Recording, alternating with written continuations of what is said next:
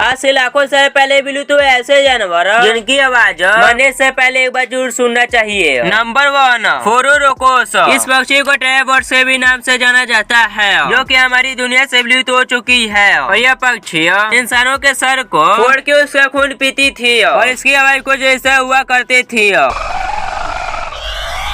Number 2 पे है ट्रूडोन। आज से 600 करोड़ पहले विलुप्त हुआ यह जानवर उस समय का धरती पे तेज उड़ने वाला जानवर हुआ करता था और इस जानवर की आवाज कुछ इस तरह होती है।